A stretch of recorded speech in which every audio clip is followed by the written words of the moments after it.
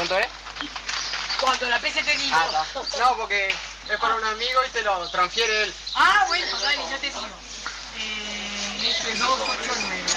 379.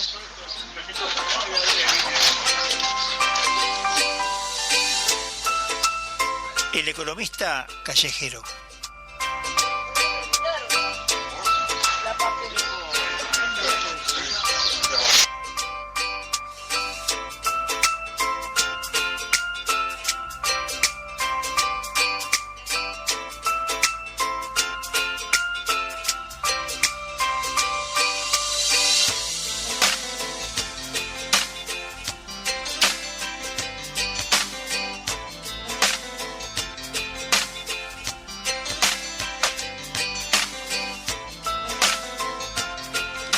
Buenas tardes, audiencia. Estamos en otro programa del economista callejero. Quien les habla, Heraclio La Bandera.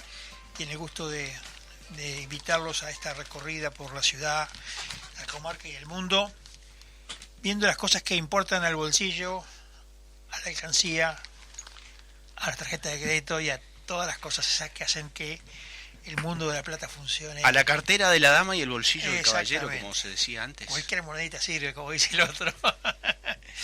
Bueno, me acompañan hoy el estudio está lleno.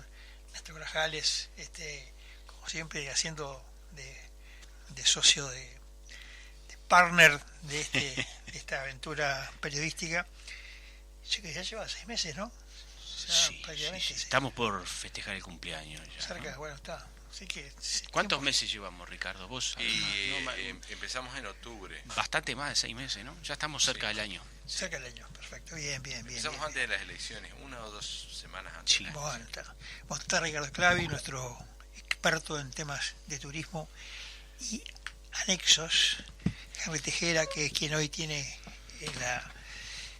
la cámara para hacer redes y luego los reels que también se preparan, el equipo técnico. Y tenemos acá a Juana Guerra, que es nuestro nuevo convocado a esta rueda, que cada 15 días va a estar presente en este programa de los días lunes. Y en una sección que es totalmente diferente a lo que se propone, pero esa mirada diferente lo que procura es encontrar otras lecturas de la realidad, porque todo tiene que ver con todo. En las redes han circulado en estos días varios comentarios, obviamente del asunto más recurrentemente citado por todo el mundo, que es el presupuesto nacional. Sería incontable la cantidad de citas, artículos, posteos de distintas redes, pero hoy traje algo que me mandó un oyente, 2 audios que le pido a la audiencia que la disculpa porque son 2 audios distintos, entonces puede haber ahí un pequeño gap, un pequeño cortecito entre uno y otro, pero sí tiene que ver con la lectura del presupuesto, y lo que hace básicamente es una reflexión sobre algunas cosas que él encuentra que este lector del presupuesto encontró en la cuestión de las redes.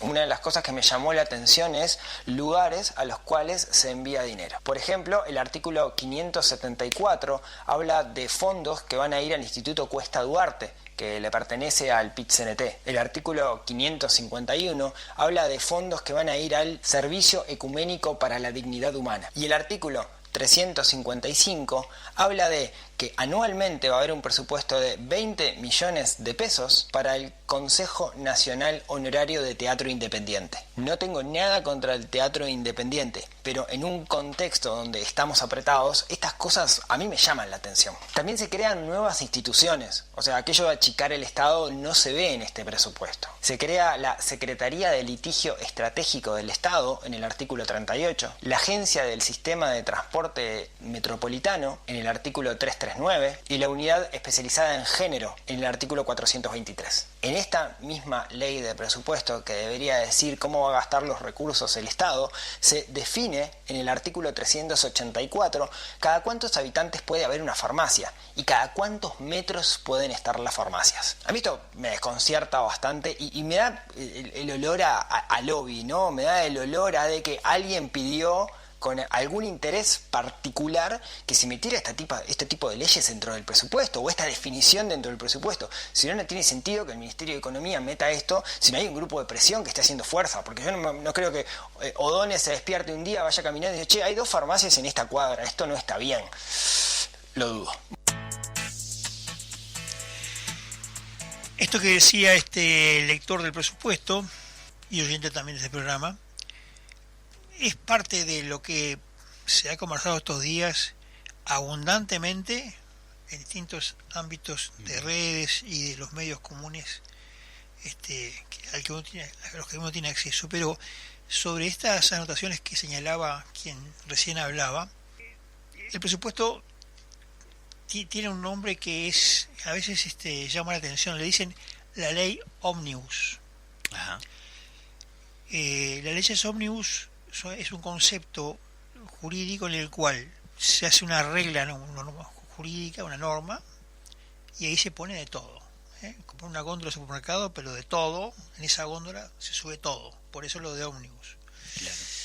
Y tiene que ver, es una reflexión que tiene que ver con también la distribución de los recursos, porque los presupuestos en general anotan los gastos previstos, los gastos a cobrar, digamos, también los recursos a recibir, y sobre todo los recursos a repartir. Y como es un sujeto muy conversado, muy discutido, porque hay 100 intereses compartimentados y enfrentados que están en torno a una ley de presupuesto, generalmente a esta se aprovecha para poner todo aquello que es chiquito, o no chiquito para quien está en el tema, que es el 100% de su muestra. Siempre digo, ¿no? Cuando uno dice, sí, yo soy el 1%, yo soy el 1% de la muestra de tal cuestión. Sí, pero si vos sos esa sola persona, sos el 100% de la muestra en realidad. Bueno, en este caso es lo mismo, no hay cosas chicas ni grandes, siempre hay problemas. Lo cierto es que se colocan en el presupuesto muchos temas que están desvinculados de una lógica estatal. Lo que mencionaba de la regulación de las farmacias, sí, claro que lo vi, pero tiene que ver, por ejemplo, acá está arreglado el uso de no solamente de farmacias, sino que está arreglado también los puestos de quiniela, las estaciones de servicio. Uh-huh. Bueno, hay un montón de lugares donde uno encuentra normas que tienen que ver con la defensa de la competencia. En realidad, básicamente, claro, con eso. No sé si será justo o no, pero lo cierto es que eso funciona desde por lo menos hace más de medio siglo en el Uruguay. Uh-huh. Y hay paradojas también, ¿no? Por ejemplo, estas normas de tipo de control establece, por ejemplo, no puede estar, supongamos, una cuestión de juego, no puede estar a menos de 50 metros de una escuela.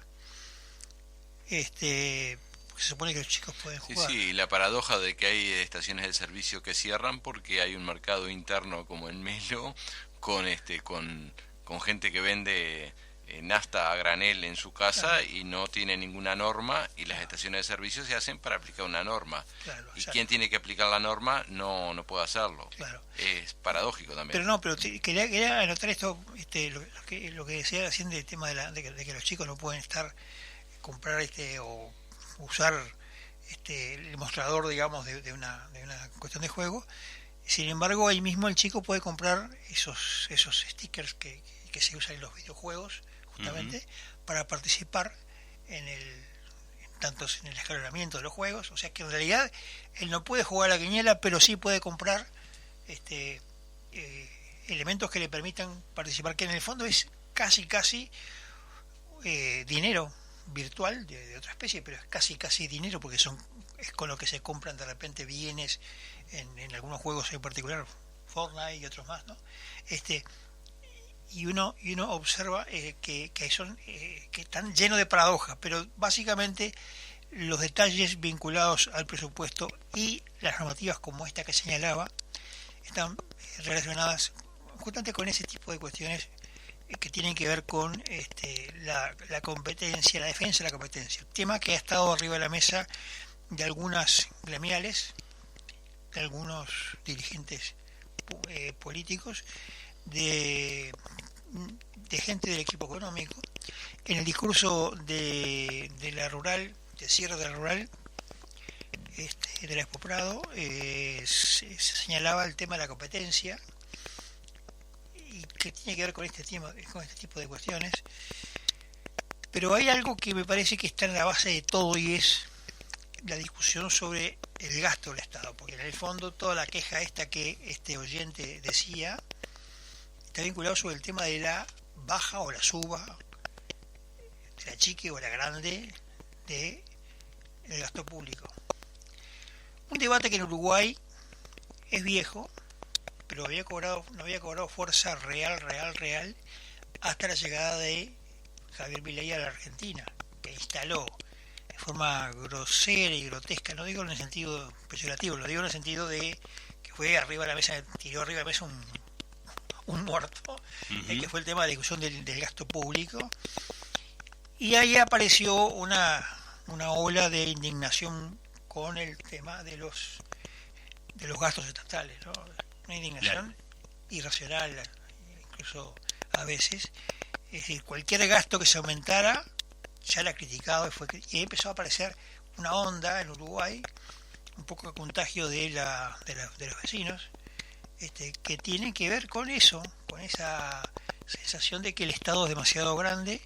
Y bueno, cuando llega el presidente Orsi a la presidencia, lo hace con el compromiso de no aumentar los impuestos, en realidad. Exacto. Que está hablando en el fondo de esto.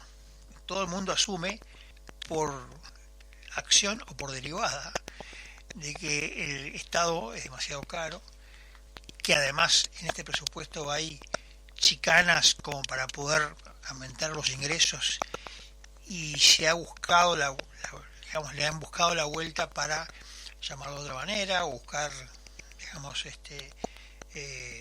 subterfugios para poder recaudar más. Y está el tema de los impuestos que se quiere cobrar a los capitales de uruguayos en el exterior. Incluso se ha hablado de los impuestos que tienen que pagar los extranjeros que están radicados acá, que generan riqueza en Uruguay. En fin, hay un montón de discusiones que están paralelas, que todavía no están ni laudadas ni mucho menos, pero lo cierto es que ese discurso de que el Estado debe ser chico es un poco el numen, el sujeto esencial de esta discusión, que está en la base de todos estos cuestionamientos. Igual creo que en este presupuesto todos los ministerios y lugares pidieron mayor presupuesto porque quieren gastar más. Sí, al estilo, como decía aquella ministra que tuvo que irse, lo de vivienda, Cairo, voy a gastarme todo, y si se me termina le voy a pedir más a Odone. Este momento que estamos viviendo ahora, ¿no? que estamos transitando con el nuevo gobierno, un gobierno que todavía está haciendo pie, si es que ha hecho, todavía creo que no ha hecho pie, pero es típico este tipo de clima que se da cuando se da la discusión de la ley de presupuesto. Es la ley más importante que se discute en un gobierno, porque es la que pauta el presupuesto del quinquenio de gobierno. Entonces, como decía Ricardo, todos quieren gastar más. Y sí, todos quieren gastar más. Todos creen. Todos necesitan más presupuesto para decir yo voy a hacer tal cosa. Claro. Y además creen legítimo el reclamo. Todos creen legítimo el reclamo, porque yo necesito más plata porque yo tal cosa y yo tal cosa. ¿La realidad cuál es? La realidad es que el gobierno tiene una recta curva, sería en términos de gráfica, de restricción presupuestal.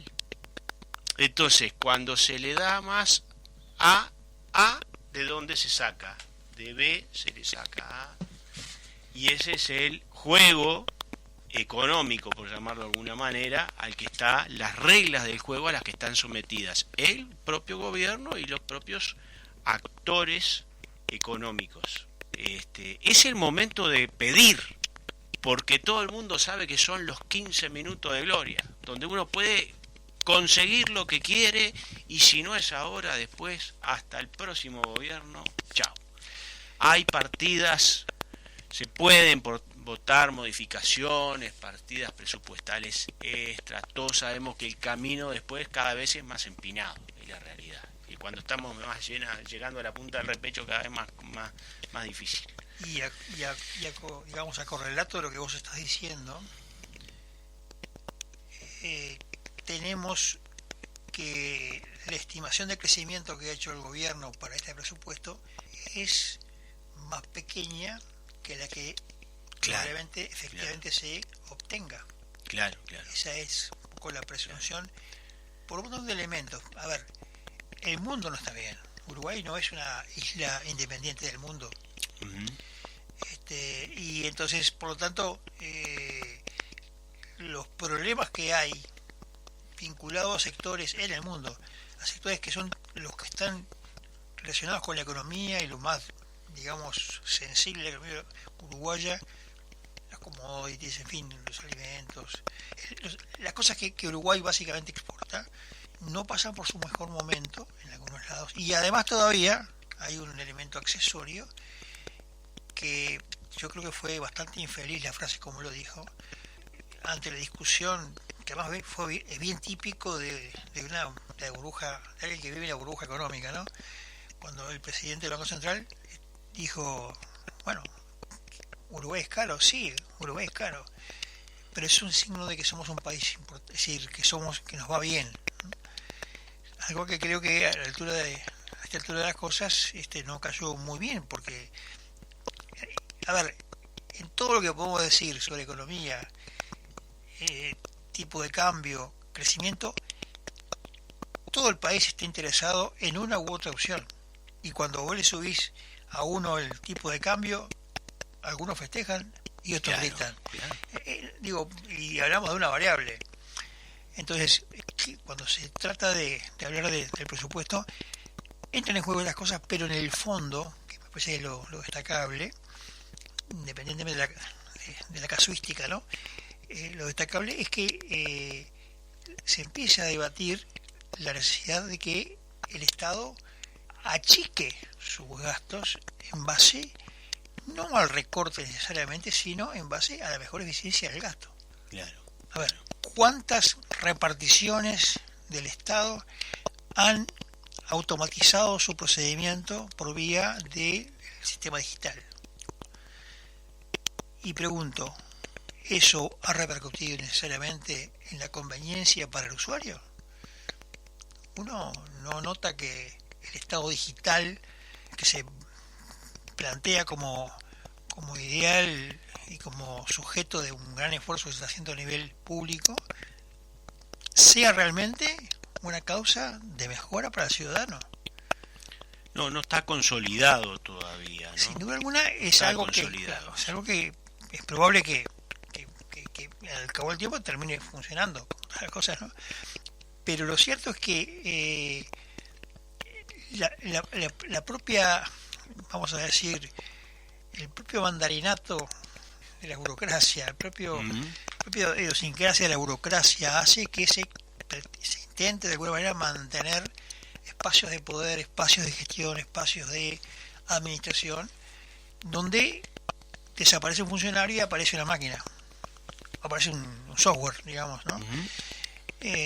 Pero siempre entonces la lógica que está fuera de discusión, que parece que eso es lo serio detrás de toda esta gran discusión, hay idas y vueltas de gasto por esto, gasto por lo otro, que género sí, que género no, es, bueno, pero no podemos acortar y hacer las cosas que sean más eficientes, porque muchas veces no se trata solamente de recortar presupuesto cuando todo el mundo pide que le aumenten, se trata de efectivizar. Uno puede tomar el caso de lo que pasó en la gestión anterior, donde se recortaron un montón de gastos y se aumentaron otras aportaciones, y uno puede ver dónde realmente eso cayó bien. Pregunto, en educación, ¿fue realmente la inversión que se hizo en la educación, fue realmente algo que cambió la realidad de la educación uruguaya?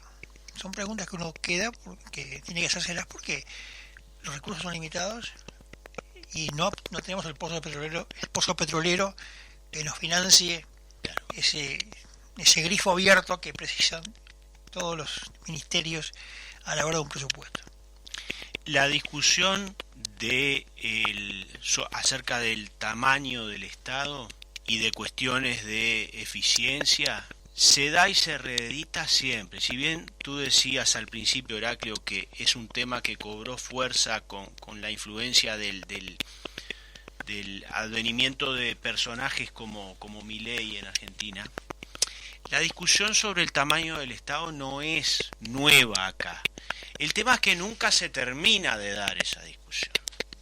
Y hay intereses múltiples de todos lados, por los cuales esa discusión no se termina de dar y sobre la cual uno hasta puede llegar a cuestionarse la voluntad que exista sobre dar una discusión real sobre el tema. Porque todo lo que implique cuestiones que tengan que ver con el tamaño del Estado, con el gasto público y todo eso... Son mala palabra. ¿En qué? Claro, porque ¿en qué impactan eso? Bueno, eso tiene un impacto y un efecto político. Un efecto político que la clase política en general, digamos, le cuesta asumir, por un lado, y por otro lado, los clientes de la clase política también. Porque acá hay una idea, a mi juicio falsa, de que los que propalan el clientelismo político, así se le llama, son los políticos, ¿no? Porque dan regalías a cambio de que la gente los vote y no son los únicos. Los electores, muchos, obviamente que no podemos generalizar en todos los casos, ni de políticos ni de electores, pero los electores también propalan ese clientelismo político. Eso se nota a veces en las conversaciones de todos lados. Por supuesto. Entonces, es una discusión que se debe todo el país, sin distinción de condición alguna, y que no terminamos de cerrar porque nos cuesta. Tenemos una idiosincrasia estatista en el fondo de nuestro no sé si estatista, porque todo el mundo le gusta tener su piojito propio, pero te diría que aquí hay un tema de zona de confort. Sin duda. Nadie le gusta salir de la zona de confort. Sin duda. Ni la clase política ni los electores. Entonces, si lo que está mal anda más o menos, y bueno, capaz que de repente eso vale que a no tener nada, que es de alguna manera, y sumarle algún lobby que esté haciendo ruido. Entonces ahí se da un combo que tiene que ver con no solamente con el tema del estatismo, sino también los intereses corporativos de la burocracia, intereses corporativos de los sindicatos, intereses corporativos de los sectores que están vinculados a las áreas públicas que estamos hablando. O sea, a ver, es un combo de cosas. Y no descartemos tampoco, no quiero dejar de decir esto, pues ya tenemos que ir a la pausa, no descartemos el componente ideológico que hay detrás de esto también, ¿no? En un país que es 1000% politizado, el componente ideológico pesa, ¿sí? En cuanto a cuál es el tamaño del Estado, qué es lo que el Estado, en qué tiene que gastar el Estado y en qué no, y cuánto tiene que gastar, ¿sí? En los audios que escuchamos recién lo veíamos, ¿no? El oyente y ponente en los audios decía tal cosa. ¿Cómo vamos a gastar en la asociación de actores de teatro? ¿Cómo vamos a...? Bueno, independiente. Hay una discusión ideológica de fondo ahí, que es, ¿el Estado tiene que gastar en eso o no? Y si tiene que gastar, ¿cuánto? ¿Cuánto está bien y cuánto es mucho? Entonces, se reedita esta discusión en forma permanente quinqueño tras quinqueño, pero lo concreto, la verdad de la milanesa es que nunca le terminamos de hincar el diente, ¿sí? Y nos vamos en chicanas y discurrimos y no terminamos de tomar y tratar la esencia del problema. A la pausa, por favor.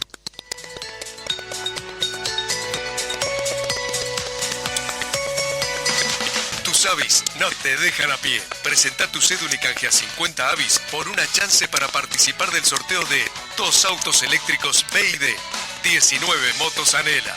Además, podés ganarte 500 vales valor 1.000 pesos cada uno en el pago de tus facturas en nuestros locales. Vos podés ser el ganador. Te esperamos. Más información en habitat.com.uy. Si piensa invertir en Uruguay, piensa en negocios all inclusive. Ananiquian Negocios Inmobiliarios. Desde 1992, brindando excelencia inmobiliaria, trayectoria, experiencia y prestigio. Alquiler, venta y administración de propiedades, comercializando los mejores proyectos, con asesoramiento especial para no residentes. Ananiquian, desde 1992, ofreciendo negocios all inclusive en Uruguay. Teléfono 2711-7266. Visítenos en www.ananiquian.com.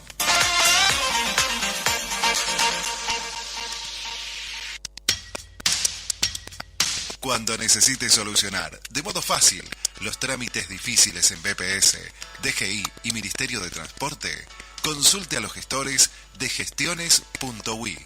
El mejor método para evitar dolores de cabeza y malestares a la billetera.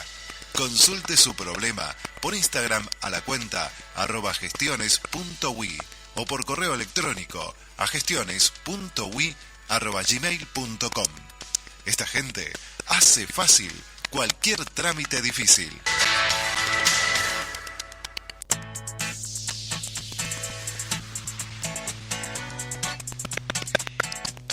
Don Ricardo Clavi, ahora estamos señor. entrando en el tercer bloque. En realidad, el 1 y el 2 ya fueron uno solo, pero estamos en el tercer bloque. Nos entusiasmamos. Muy bien, quería invitarlos para el próximo fin de semana, porque este fin de semana se suspendió la fiesta de la chacra debido a los pronósticos de lluvia que había para el sábado.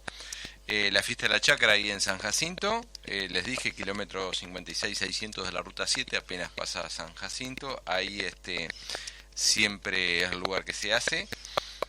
Va a haber escenarios, el sábado va a haber en un escenario el grupo Coenví, Guadalupe Romero, Robert de Brun, Caminantes de mi País, Lucía Chape.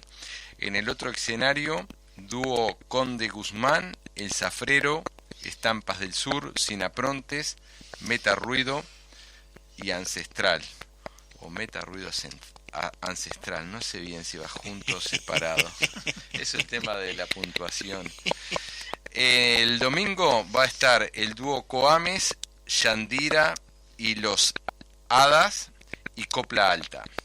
Y en el otro escenario está Pilar Apeseche, Rienda Suelta, Salomé, La Canaria y su grupo, Los del Barrio, Fausto Santos y grupos de danza La Confianza, KSODI, que es una sigla, Sabia Gaucha, Los Ceibos, Nativista Sol y Patria Cielo y Pericón Soles de mi Tierra. Eso en la fiesta de la chacra, que es en San Jacinto, donde se come muy bien. El 27 y el 28. De ahí nos vamos al otro fin de semana, que también coincide con el fin de semana del patrimonio. Ajá. Ahí, el 4 y 5 de octubre, jineteando para la Teletón en el ruedo de los Gauchos Unidos de Yun. Lejos. 300 kilómetros por ruta 3. El 4 y el 5 también en el Parque Santa Teresa en Rocha, tercera fecha del Campeonato de Orientación de la Federación de Orientación del Uruguay, donde en forma simultánea se hace una propuesta de deportes extremos de varias disciplinas, incluidas la orientación, el senderismo, kayak y bici montaña. También el 4 y el 5 de octubre se hace la fiesta del patrimonio, les decía, y el 5 va a haber las segundas fiestas de quesos en Nueva Helvecia. Esto coincide con el Día del Patrimonio y promete reunir a muchos visitantes. El acontecimiento está a cargo de la Agencia de Desarrollo Económico del Este de Colonia, donde está el municipio de Nueva Helvecia. Y un poquito más allá, el 10, el 11 y el 12 de octubre, se puede ir a ver la luna llena al Palmar en su 8ª edición. Organizan grupos de Guichón, grupo de guías de Guichón. ¿Dónde queda el Palmar, Ricardo? Y el Palmar, en Uruguay hay muchos palmares, porque toda una franja que va desde la parte superior del departamento de Paysandú hasta Rocha es atravesada por una serie de palmares que, según se ha dicho, era el camino que hacían algún tipo de los pueblos originarios que iban hacia el mar y después volvían, y en el trayecto iban quedando y se iban iban naciendo naturalmente las palmeras.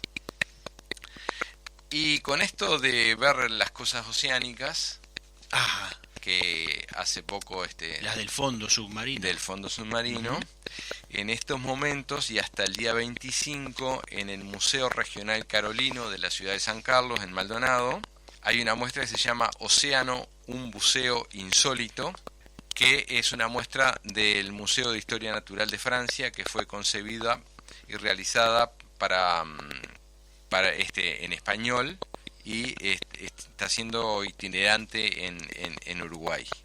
Participa el fotógrafo Álvarez Pérez Tort, y hay una selección de imágenes sobre la ballena franca de Uruguay. Eso puede ser visitado desde hoy hasta el viernes, porque termina el viernes 25, en Leonardo Olivera y Carlos Reiles en la ciudad de San Carlos. Ha sido traducida al español y adaptada en pequeño formato para la circulación fuera de Francia. Y hay algunas otras actividades y muestras en Maldonado, en la Casa de Cultura de la ciudad de Maldonado, en Pérez del Puerto y Sarandí.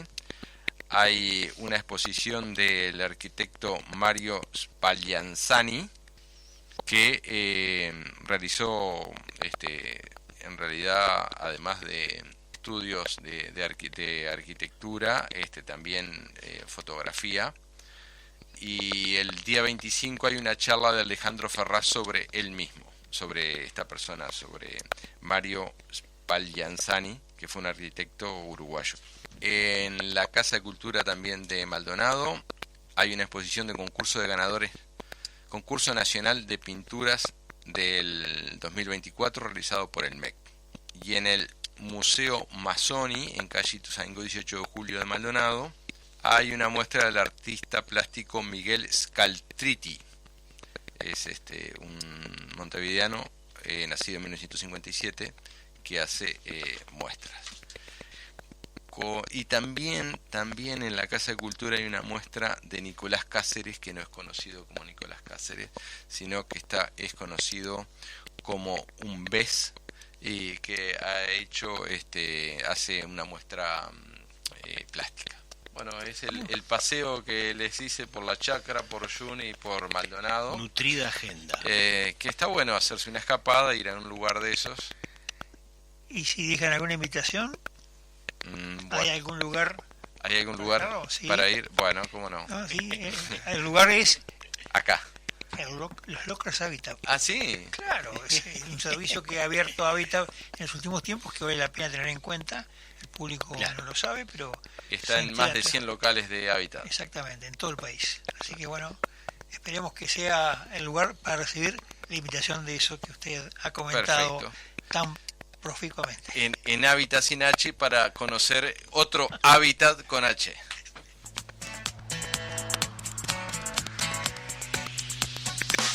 Tus avis no te dejan a pie. Presenta tu cédula y canjea 50 avis por una chance para participar del sorteo de 2 autos eléctricos BYD, 19 motos Anela.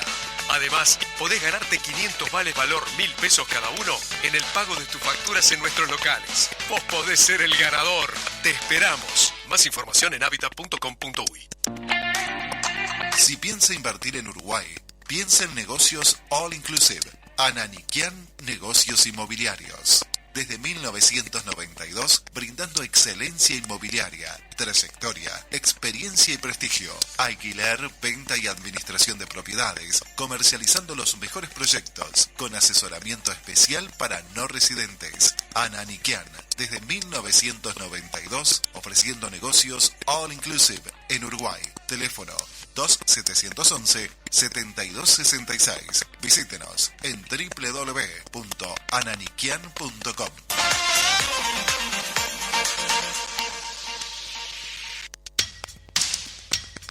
Cuando necesite solucionar de modo fácil los trámites difíciles en BPS, DGI y Ministerio de Transporte, consulte a los gestores de gestiones.ui. El mejor método para evitar dolores de cabeza y malestares a la billetera. Consulte su problema por Instagram a la cuenta @gestiones.ui o por correo electrónico a gestiones.ui@gmail.com. Esta gente hace fácil cualquier trámite difícil.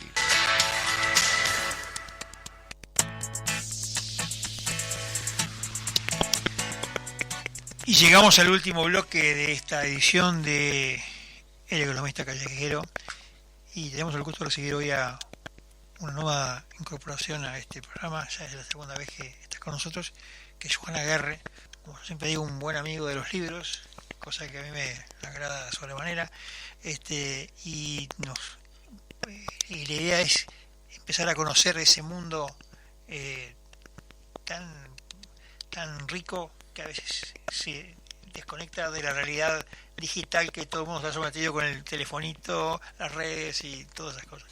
Don Juan, ¿qué tenemos hoy? Sí, porque no todos son números, también hay letras, ¿verdad? Sí. Hoy traigo una novedad editorial que a la audiencia del Economista Callejero le puede interesar.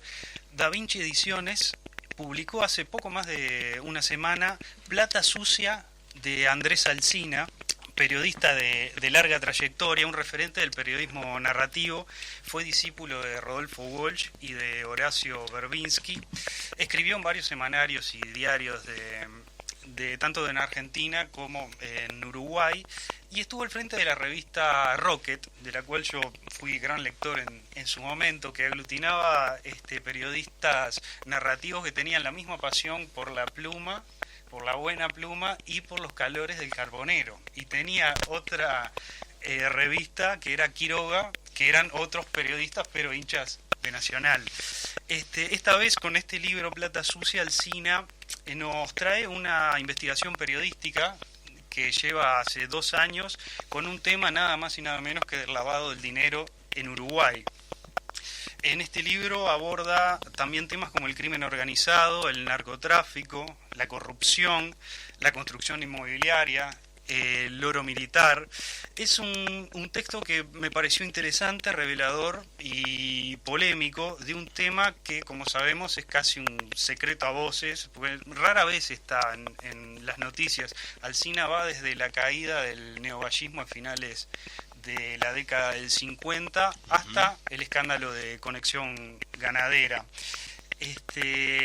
Bueno, queda hecha la recomendación. El libro se presenta mañana, martes 23 de septiembre a las 18:30 horas en la Fundación Verde, que queda en 18 de julio 2017, esquina Pablo de Moría. Entonces, Plata Sucia de Andrés Alsina, edita Da Vinci.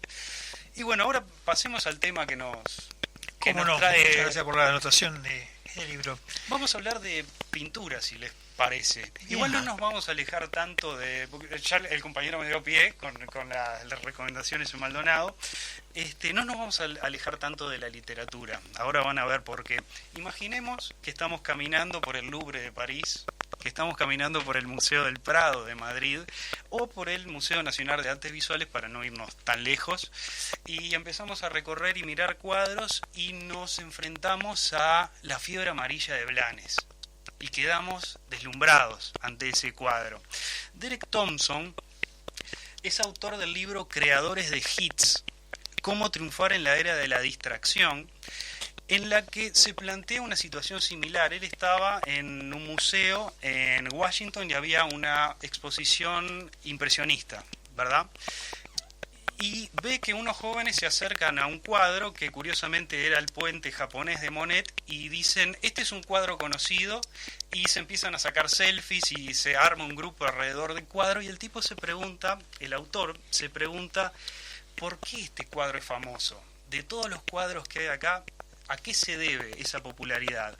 Y el libro en realidad no trata solo de cuadros, sino de otros objetos culturales. ¿Por qué una canción es famosa? ¿O por qué un producto, un iPhone, es famoso? ¿Cuál es el gen? Digamos, ¿cuál es el kit de la cuestión en cuanto a marketing? Entonces, él empieza a estudiar la corriente impresionista, ¿no? Una corriente pictórica decimonónica de fines del siglo XIX en Francia, y descubre que hay 7 pintores que ocupan el canon impresionista, que son Manet, Monet, Cézanne, Degas, Renoir, Pissarro y Sisley. Pero pintores impresionistas hubo muchísimos más. Se pregunta por qué esos 7, qué es lo que tenían en común. Y lo que tienen en común, descubre Thomson, es una historia. Y acá nos vamos a la figura de Gustave Caillebotte, que también fue un pintor impresionista. Caillebotte nació en una familia adinerada parisina en 1848. De joven estudió Derecho, después se pasó a Ingeniería, después se unió al ejército francés durante la guerra franco-prusiana, pero más tarde descubre que su vocación era la pintura. Y empieza a pintar, y lo hace muy bien, pero es rechazado por la academia porque no se adaptaba a los cánones de la época. Eso lo hace entrar en relación con algunos otros artistas rebeldes de la época, como eran Monet y Degas. Pero Caillebotte, al ser de una familia adinerada, no solo pintaba, sino que además empieza a comprar cuadros. Y empieza a comprar cuadros de sus contemporáneos, que no eran los artistas que preferían los coleccionistas, los ricos europeos de la época. Caillebotte, convencido de que moriría joven, escribe un testamento instando al Estado francés a aceptar su colección y realizar una muestra de sus casi 70 pinturas impresionistas en alguno de los museos nacionales.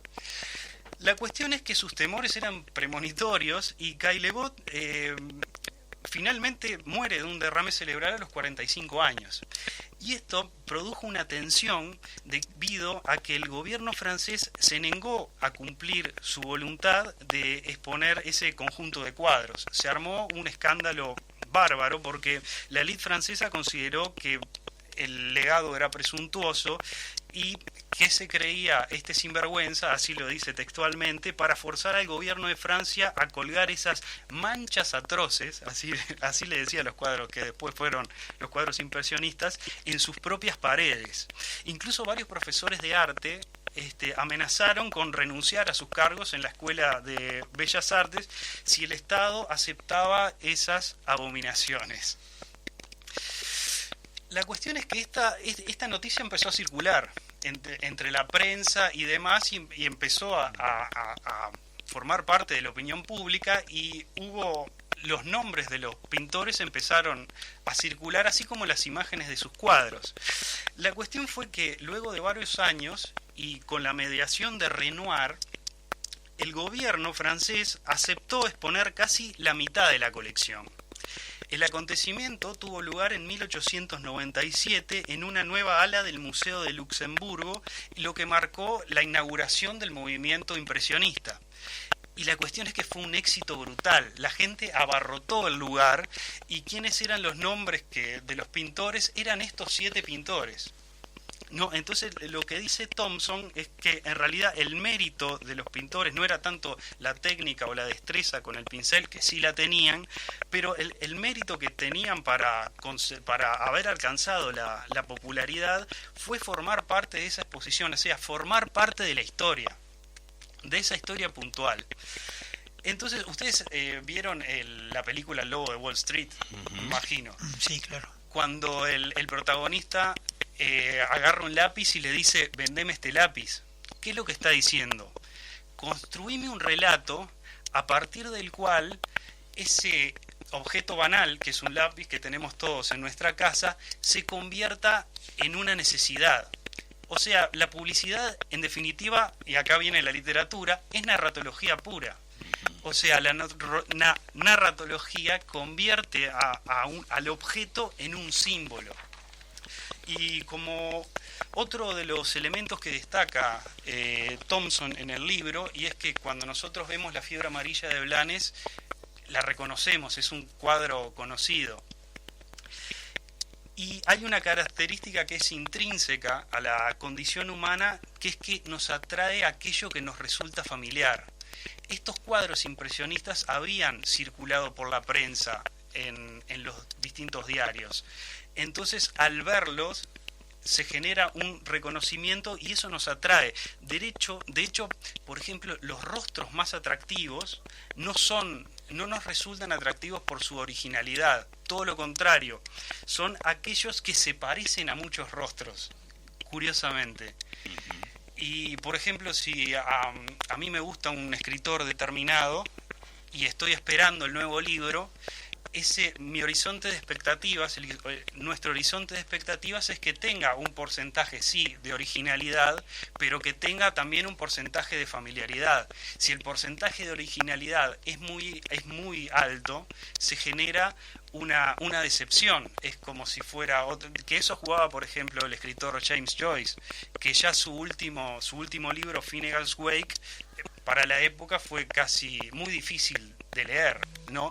Y por el contrario, si el porcentaje de familiaridad es muy alto, uno puede decir que, bueno, el escritor se está repitiendo a sí mismo, está repitiendo la fórmula. También representa una decepción. Cuando vos hablabas del tema del relato, la construcción de una imagen en base a un relato, fíjate que, por ejemplo, los bancos en Japón, esta fue la noticia que yo tuve, en realidad esto pasa en muchos lados, pero los bancos en Japón hacen fondos, es decir, en vez de fondear en oro, en metales o en dólares, hacen fondo con pinturas.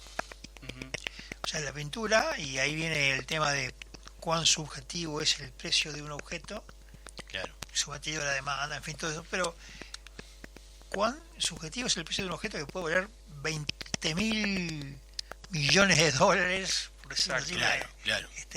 Hipotética, que es lo que le asignan en un... Bueno, el otro día salió la historia de un cuadro digital por el cual pagaron 23 millones de dólares, y una cosa sencillísima, y el autor lo abrió y lo rompió. O sea, ya vacío valía, creo que ya 30% más. Entonces, hay todo un dato de lo intangible que significa el valor que se hace. En este caso, una pintura, en base a una construcción de un relato.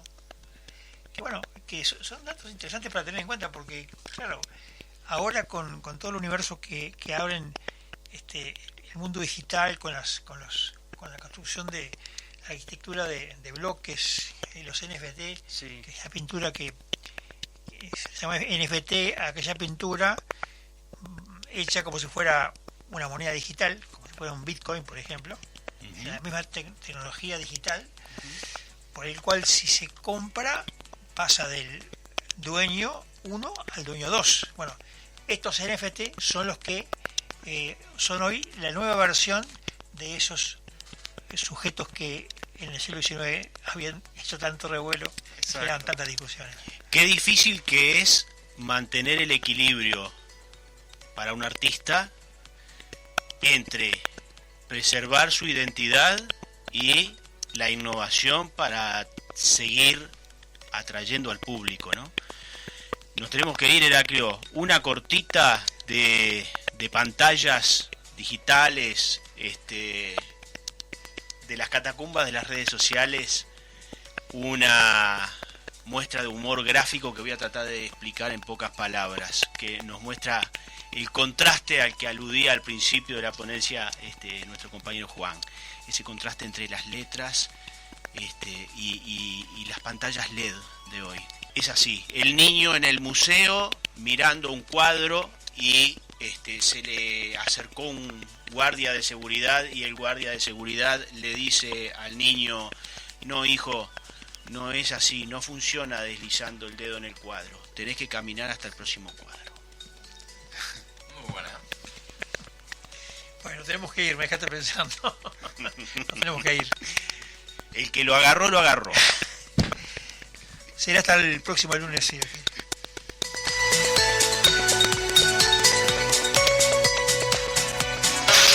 ¿Cuánto es? Cuando la PC te digo. No, porque es para un amigo y te lo transfiere él. Ah, bueno, dale, ya te digo.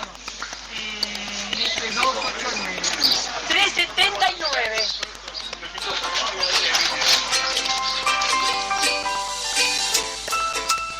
El economista callejero.